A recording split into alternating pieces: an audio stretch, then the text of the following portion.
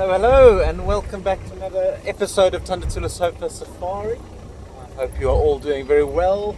It's good to be back in this seat and not driving around on my own. I feel like an age since I've been here, and from the episodes you can see you're probably not happy to see my face again. Luke with his wild dogs, Nell with his leopard and lion cubs. So there's a lot of pressure on me today to see if we can perform. As we left camp, we had tracks for 2 male lions walking right past our workshop, so we're following up on those tracks, and we're going to see if we can kickstart our morning with some male lions. So sit back, enjoy, and let's see what the bush has to offer today. So there are 1 or 2 bird calls this morning. Absolutely perfect morning.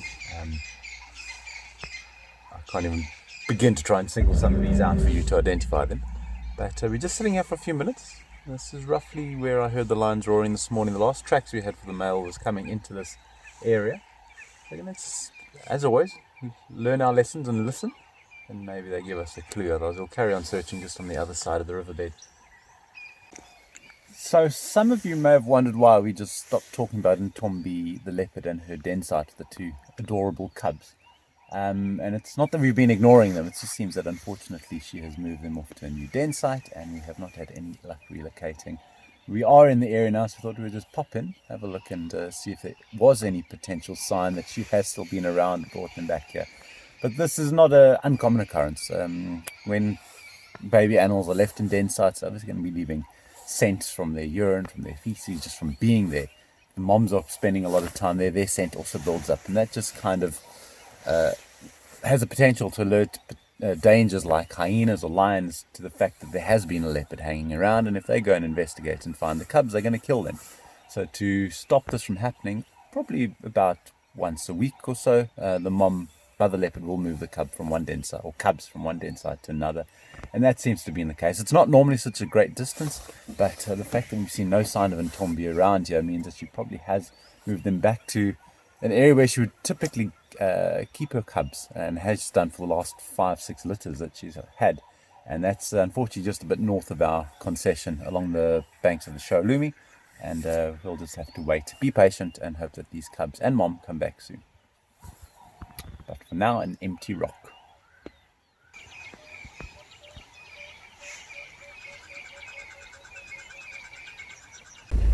So we're still got tracks for this male lion. I have a feeling, I have a lot of these feelings, they're normally wrong, but I'm going to put something on a block and say that we're going to find him lying next to the road at the next little open patch that we get. Let's see how embarrassing I can make this for myself.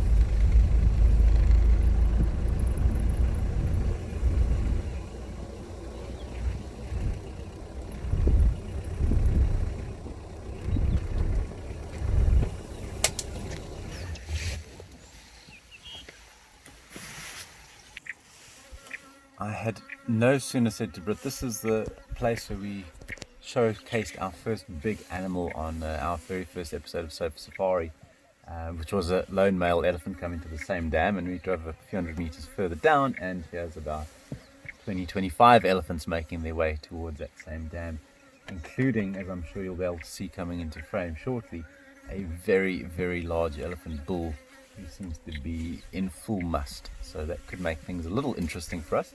But what we're going to do is we're going to jump up to that dam and get to watch them drinking.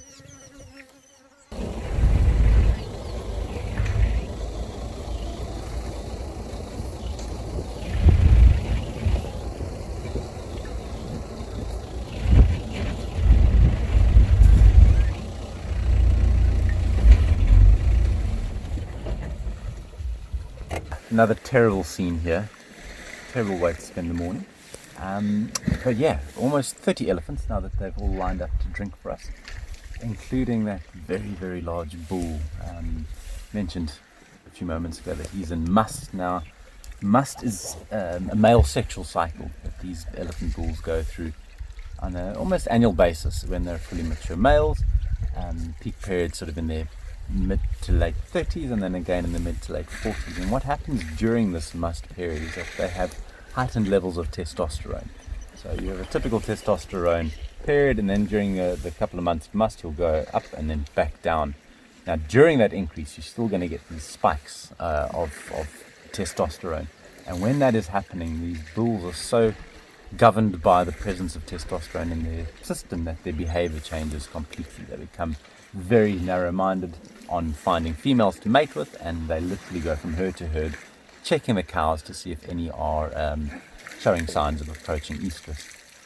What it also does, as you can imagine, having that level of testosterone in, is it makes them quite a bit more aggressive and grumpy, and these bulls just don't want anything in their way, including humans, including Land Rovers. So if they come across any vehicles, they're going to be far more reactive to them than they would normally be if they were not in must. And as a result, we've decided to park a little bit away and give ourselves the best chance of leaving the area should he come in our direction. But at the moment, he's enjoying a drink with the herd, and what a scene this is.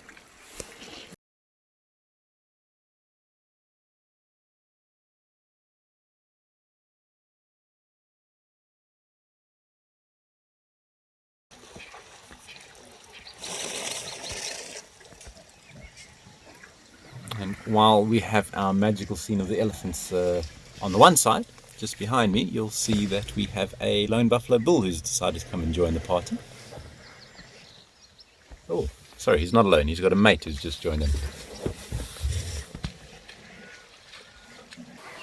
As this herd is moving away, it gives a good idea of the closer social bonds within it. All the females, from the matriarch down to the youngest calves, have kind of headed off together as a close cluster, and then lagging behind, as we've seen on the other breeding herds that we've shown you in so far, is you have all of these young males together with the big bull in must. Yes, these bulls are not part of the actual herd structure itself.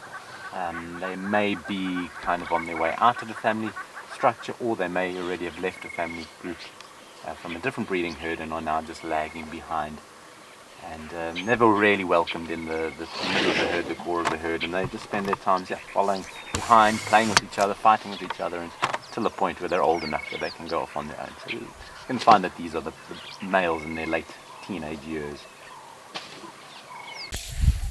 This is a bit of a lesson in elephant viewing for those of you that ever do self-drives around national parks in southern Africa. A lot of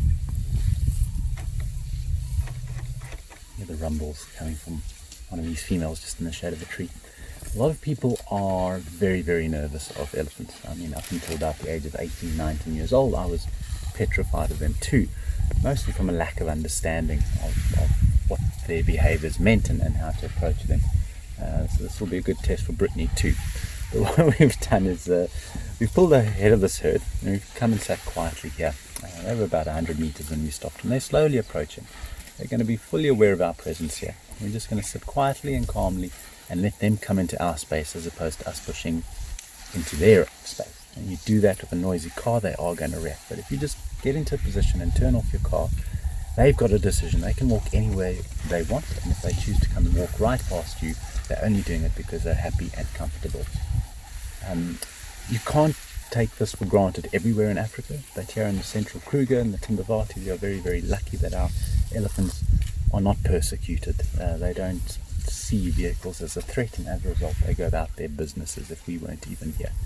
Elephants that are unhappy with you will let you know. But even in these herds we've got females and calves where they have a reputation for being very protective moms, they're not going to take out their anger on us because the moms that have grown up in this area know that these vehicles are not a danger to them, and that's why we can sit very comfortably and confidently amongst the herd like this. That's how relaxed she is. She's even having a poop. When the male comes, we will then make a decision. We left him close to the dam with the other young bulls at the moment. It's just the females and the calves here. But if he does come, we give him a little bit more, not a little bit, we give him a lot more space. Don't want to get caught out in a situation with him. And this cow, she's going to come right past us.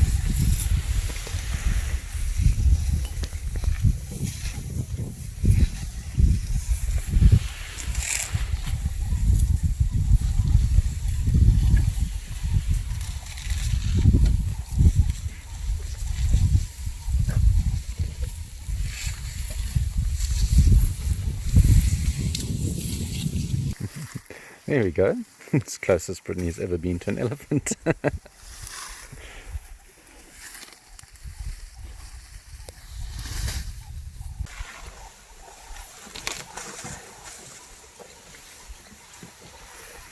See if we can get a little closer now, but what we've got here is a female kudu and her pretty young calf. Most of these calves have been born January, February, so making them about 2-3 months old now. But this one doesn't look like it's much older than sort of 6 to 8 weeks. And yeah, having a bit of a drink. Mom very much on the alert. Those big ears listening out for danger while the baby is busying itself with the milk. You will actually see, if you've ever watched any of these animals try to nurse, if they're not getting the milk that they want, the calf just hammers mom's udder to try and get more milk out. You'll see that head smacking up.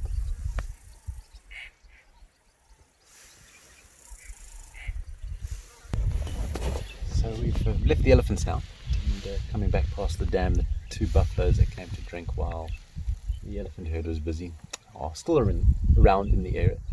And bears repeating, but these again, they're the lone bulls, the Duggar boys as we call them. And we always talk about them being alone, but something that means that they're not normally alone are those oxpeckers. Now, we saw very nicely with that herd of wildebeest on herd of zebras on one of our recent episodes, where the oxpeckers were flying around, and we explained the role that they play in removing parasites. And buffaloes have the constant companionship of these oxpeckers. We've got a red-billed oxpecker sitting on this guy in frame now. See him hopping around into the ears, sitting on the boss of those horns, and just getting parasites off places where the buffaloes aren't able to. And the fact that they wallow in the mud and then go and scrape it off, as Luke has shown us, does assist in removing parasites off of their coat. But for those hard to reach places, one of the only options of getting those parasites removed is to tolerate the presence of these oxpeckers on them. The bigger breeding herds, hopefully we'll find some and show you a different, much rarer species of oxpecker that lives on them, the yellow-billed oxpecker. While we are out searching for animals, just want to take this opportunity to wish Misty Nichols a very happy birthday for today. Hope you have a wonderful day and enjoy this special birthday edition of Surf Safaris. And while on the topic of that, please do make sure that you keep a lookout on all of our social media platforms tomorrow for some very exciting news being released by Tandatula and the Surf Safari team. What I did notice moving around on the periphery of this golden orb-web spider's web, a bunch of little, what we call kleptoparasitic spiders. So these are thieving parasites. They don't actually live on the spider itself, but they live within her home, and they eat any of the small insects that she doesn't go for. So they don't bother making their own web, but they benefit from being able to get food off of her web. Now these ones are called, I believe, mercury or dewdrop spiders, and they've got a very, very shiny silver abdomen. It looks like a drop of mercury's been left within the web. I hope you can pick that up on the film. Actually pretty close relatives to one of the most well-known spiders in the world, the widow family, the black widows. But they haven't got venom, or at least fangs that are able to inject venom into our skin. And very, very small spiders, so they are of no medical concern to us as humans. We've actually been seeing quite a lot of vultures on our recent surf safaris and solo safaris, but this is a pair that has not featured in any of them, and it is our the biggest and most aggressive vulture that we have here. Actually a pair of them, lappet-faced vultures sitting at the top of that acacia and sitting on an old nest. We're going to go a little bit close and see what's going on, but they're not a very common vulture in this area. In all of Kruger Park, I'd have to just double check the numbers, but there's only around 250 of them. And I've, in my 13 years of guiding, have never had a pair nesting in the area. The fact that they're sitting on one now is quite encouraging. But let's go a little closer, see if we can get a better view. So I've just actually had a look at my app, and there's not 250 of them in the Kruger Park. There's estimated over the last couple of decades, between 7 and 49 pairs in the Kruger at any one time. So less than 100 adults of this particular species. Now, if you have a look very closely, you'll see that they are enormous, enormous vultures. Wingspan of around 2.5 meters. They weigh in the region of 7-8 kilograms.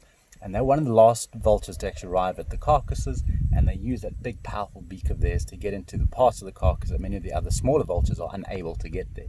Sometimes, depending on the nature of the carcass, they might actually be essential for opening up that carcass. All the other vultures have to wait until the leopard faces have arrived, ripped open the carcass, had their feed before they can get in. But a very, very impressive bird to see, and a special treat.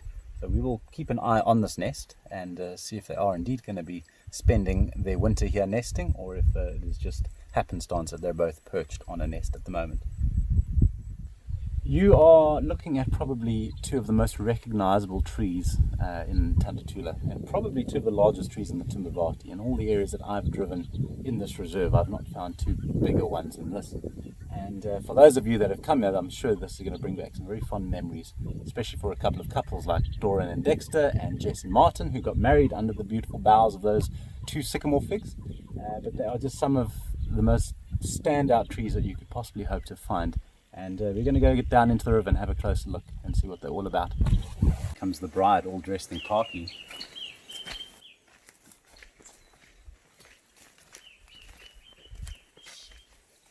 Only when you come and stand underneath these trees that you get a gauge of just how big they are. I don't think I'd be incorrect in saying that these are close to 20 meters high. And hundreds of years old, these trees.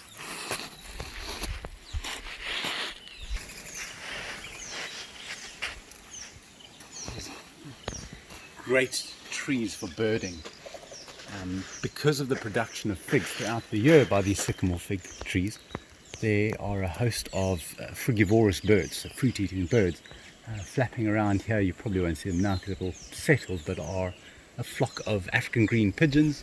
Your barbets would love this, your grey go-away birds, as well as a host of animals. Once these figs are ripen and fall down, you're going to have your nyalas, your kudus, impalas, elephants, warthogs, all sorts coming and eating them.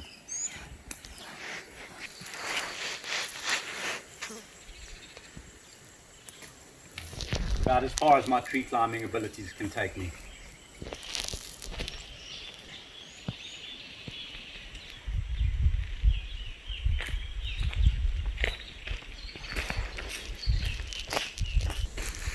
Now, what I do want to quickly chat about, these are the figs. We're very familiar with the fig. It's a fruit that we'll often eat, be it in a type of preserve or something.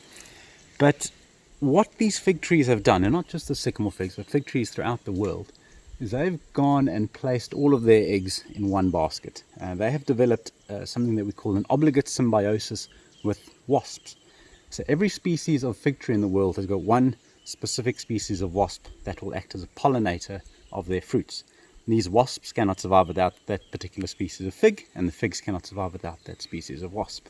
Now, to ensure that this relationship can carry on and that these wasps always have somewhere to go and lay their eggs, these fig trees have to produce figs throughout the year. The way that it works is that inside these figs there are flowers. So a fig is not actually a fruit, it's rather a collection of flowers that are surrounded by a protective layer. And you will have a male wasp that emerges from its egg, goes and fertilizes a female before she's even emerged from her flower. And once she does emerge, this male will then go and carve out a hole in the outside layer of the fruit that she will be able to escape from. Before she escapes, she will collect some pollen from the flowers of the fig, and she'll then fly out and go to a fig of the same species, bore her way into that flower, and go and lay eggs inside those flowers of the new fig. As she's doing that and moving around, she's dropping the pollen off from the previous flower that she's come from. This is going to ensure that the fig flowers themselves get pollinated, and it also provides a place for her to lay her eggs. If the fig doesn't get pollinated, it's going to fall off the tree and remain unfertilized like these ones I'm holding. If it does get fertilized, more wasps are going to emerge, the fig is going to ripen, fall down with the seeds, and these are going to be eaten by animals and then dispersed that way. So these would be the unripened ones, the small ones, and the ripened ones, the big ones.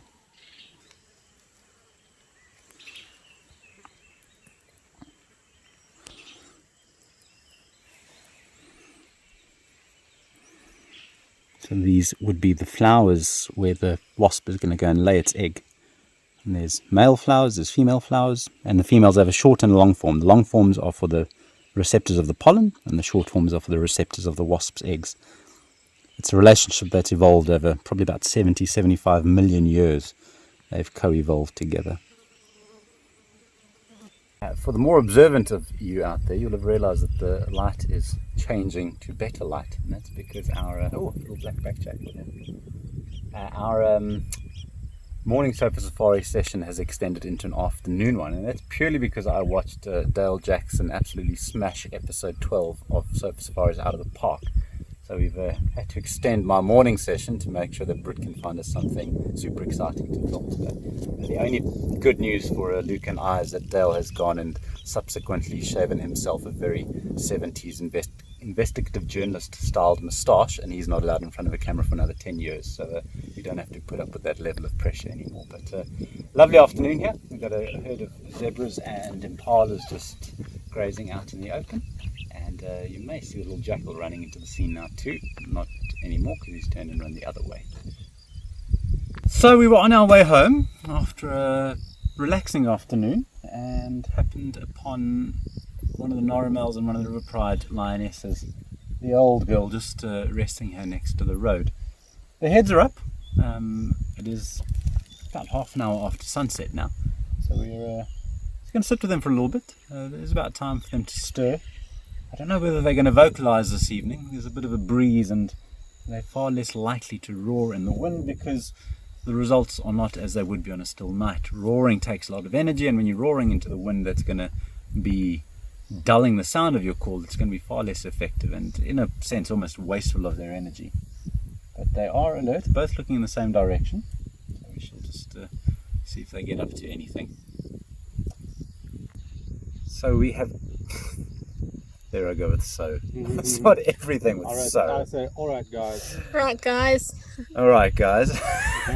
So, we're still with the sleeping lions, and just bemoaning the fact that they do spend a lot of time sleeping, and it's very difficult to convey the excitement of just being in the presence of a lion when you're sitting on the other end of a computer screen. Now, for many people that have been on safari often, they get to a point where they find lions boring. I've done this for 13 years. I still don't find them boring. I love sitting here.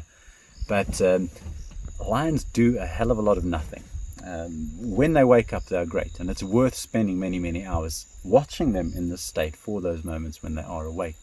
But just to be sitting here, we're probably 8-9 meters from the sky, completely unfazed by our presence. And there's something very special and full of privilege about being in the presence of Africa's top predator. But I do hope that even though we haven't been showing you, Dale showed you great action, Chad hasn't shown you great action with lions the last few episodes. I just hope that you appreciate how amazing it is to see these guys. And while we're just talking about lions in general, it's something that I don't know if everybody is aware of. It's just what a struggle these lions are facing. In the last 60 years, their population has seen about a 90% decline in numbers, from over 400,000 lions in 1960 to fewer than 20,000 lions today. So that's actually 95% decline. The main cause of their decline, as with most species, is loss of habitat. And that's why areas like Timbavati are so important in the global picture of conservation of animals, is because it provides a space for them to carry on doing their wild things. And that's why we can't wait to get back up and running and have people coming to visit, so that our conservation levies can be funded and this area can keep on being protected for lions that like to sleep in here all day. This boy has just flopped over in a very comatose state, and I think that means that he ain't planning on doing anything for the next while. So we're going to leave these two sleepyheads and we are going to start making our way back towards camp. But this concludes another episode of Tandatula Sofa Safaris. Once again, we hope you've enjoyed it, and be sure to subscribe and keep a lookout for some more exciting things coming from Tandatula. But until next time, keep well. Cheers. We haven't quite made it home just yet, and we've stumbled upon another one of the Nara males. This is our limping friend. We've just decided to follow him a little bit into the bush, because in this area this morning, a whole lot of vultures gathered. Even this afternoon, they were all still sitting here. And I thought he maybe was going to lead us towards where the pride had a kill. He's decided to go sleep. I'm getting a bit of a complex about this effect that I have on cats lately. But we're just going to reposition and spend a bit of time with him, see if he does move on towards a kill, or if sleep is the better option.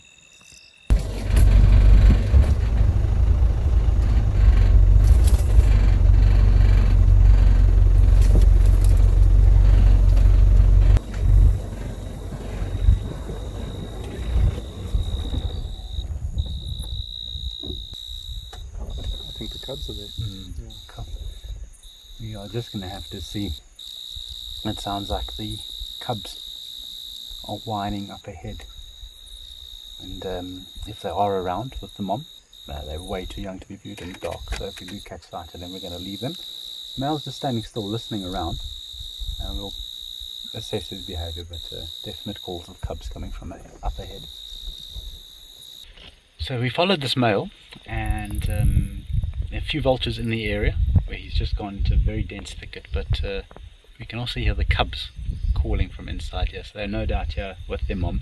Because of their presence and because it is dark now, we are not going to go follow inside. Instead, we're going to rather come check up here in the morning and see if there is something around. But those cubs are way too young for us to view them in the dark, so we're going to leave this area and come and check again tomorrow. So maybe now this is a good night, but maybe the nature has something else up her sleeve to bring us back to the camera before we get home. What do we do if the male comes? Huh? What do we do if the male comes? He's looking at us. His eyes are so covered in mud, he's probably got no idea we're here. Can we go now? We can go now. How'd you zoom on this? This is our highlight of the morning. We have a herd of hurricane lamps. I see two of them on the left have already gone to sleep. The other four are on the lookout. They're alert. That's what we call an illumination of lamps. Often find them sleeping in the riverbeds like this during the daytime. Much easier to see them at night though. And I'm just trying to think how far I can take these light jokes. I'm giving up while I'm ahead.